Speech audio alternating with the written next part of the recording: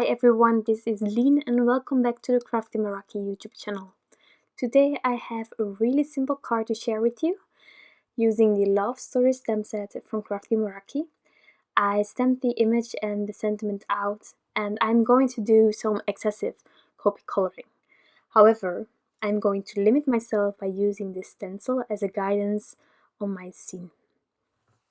So I don't know if you follow me on my channel as well, but this year and at the end of last year I decided to try to get more familiar with Copics. And then I'm not talking about coloring images because that I already did.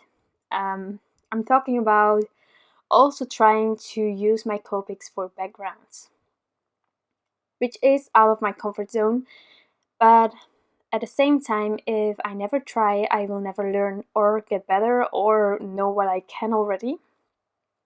So it's definitely something that I decided I wanted to try doing more this year. And since I'm also here at Crafty Meraki YouTube channel, I hope that I can encourage you to also maybe step outside of your comfort zone.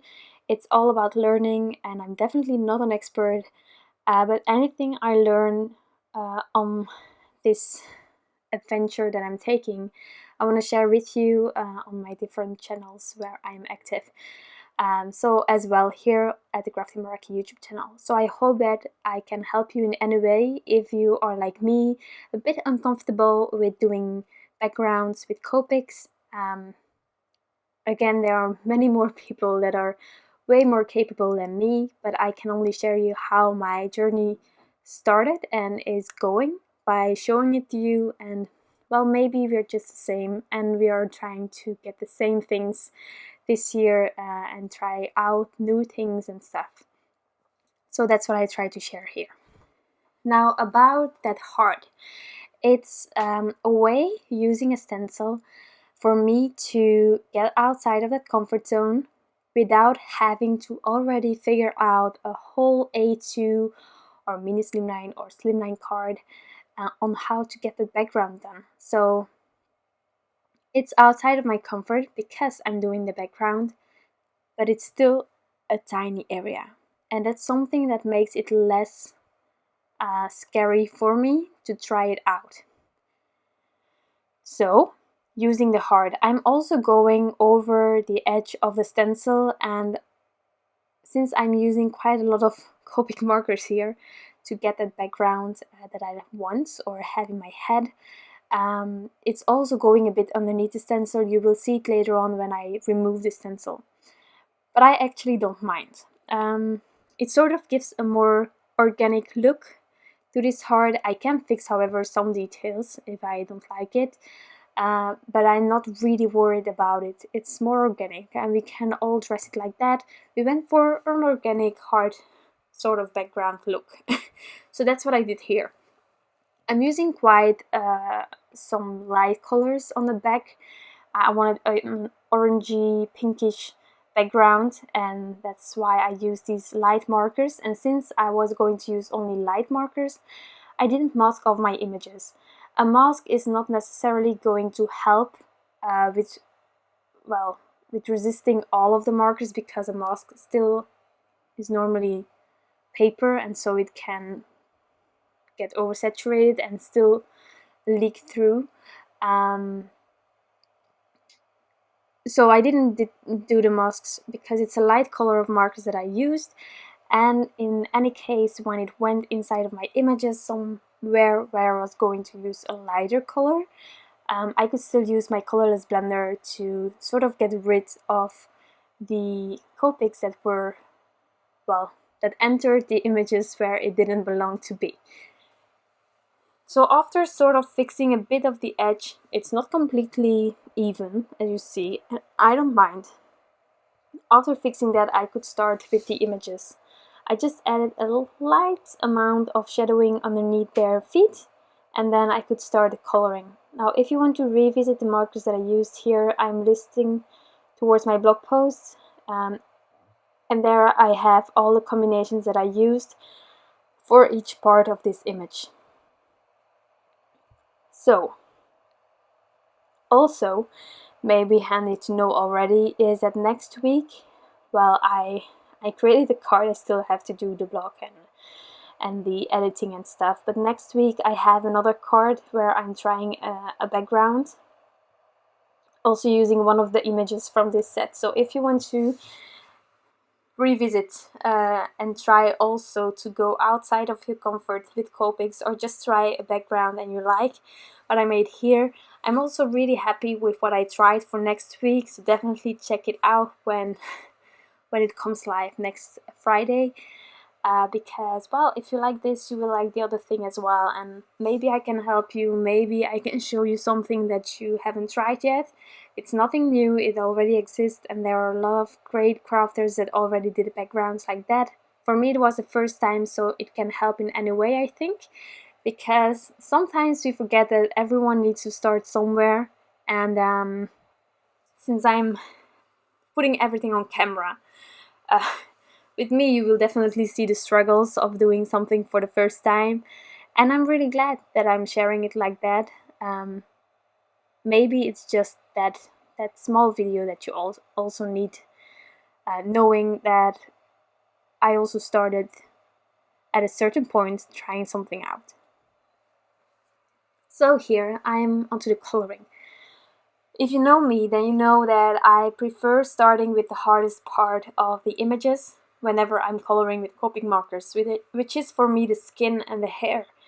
In the case of this card, of course, I started with the background, because even though I am scared of hair and scared of skin tones, the background is even more outside of my comfort zone. So that's why I started with that. I like it, so I can continue with the next difficult thing. And if that turns out great, then I can go completely inside of the comfort, doing the shirt, doing the dress without any issues, you know? So that's what I'm doing here. For the hair, I'm trying to do some flicking. It's not always easy with the different hairstyles to know where you could sort of start the flicking and end it and stuff, but we learn on the go by doing, and so I really like how the hair of this guy turned out. I think it's really, really cute. But you can also do it without the flicking and just try to create a gradient. That's also gorgeous as well. So you do you, of course. So for the girl, I decided to try a lighter hairstyle, and I must admit she actually was the hardest for me personally to get the hair right, because, well, whenever there are curls, you can do the curly vibe. I don't know, but I didn't hear and I wasn't sure what I was doing. I like how it ended up, so I cannot complain in the end. But I must admit, getting a bit scared right here when I started. But well, we have to go through it, and we can only improve by trying things out. And we can only learn new things by getting outside of that comfort zone and just give it a go. So once the hair was done, I could do all of the rest, and I decided to go with blues for the boy and red for the girl. And then the leggings I'm keeping white, but I'm just adding a slight amount of a really light gray marker just there. But for the rest, it's all the same reds. Why not? It's an option. You can definitely use other colors, of course. And also I want to suggest checking out the design team members, because wow, all of the cards that were made with this release, I was so blown away and inspired by all of them. So some of them are active on the blog, others on YouTube, and others on social media, so definitely check it all out. And then of course you can find everyone on the Crafty Meraki page, and on Instagram she shared all of the design team members, and we have such an amazing team this year. I am really, really honored to be with everyone surrounded. Different styles, different ideas, but just so great to see all of it and get inspired and, well, try new things maybe. So I want to suggest that also, if you go on the Crafty Meraki website, you already know that with a lot of products. There are cards from design team members or from design teams from other products, their brands. So definitely check it out over there as well if you want to get inspired. That's something that I really like about the Crafty Meraki site. There is inspiration everywhere and it's really gorgeous. So I decided to go with teals for the eyes of the girl and then use the same teals on the shirt of the boy. I don't know if it's a detail that will stand out at the end of the card, but I know it's there. And I know that somehow I reused colors from the boy for the girl and there is some sort of a match between them. It's really subtle, but it's there. So that's what I did. For the shadowing also, I sort of tried to have a light source in the center of them. Like the girl has the shadows on the right and the boy has the shadows on the left. I think it works. But of course you can choose to do the shadows on the same side or just don't mind about the shadows, have fun, loosey-goosey, just do whatever feels right. That's also a strategy that I really like. So doing 2 layers whenever I can, just for me, it helps with the blend. And this paper is Transotype Perfect Coloring Paper. Personally, that is what works for me. So then I had my panel ready, so I decided to glue it on top of an A2 sized card base. And then you can of course add many sequins if you want to, but I decided to keep it as clean and simple as possible. So this is my card. Really simple in the end.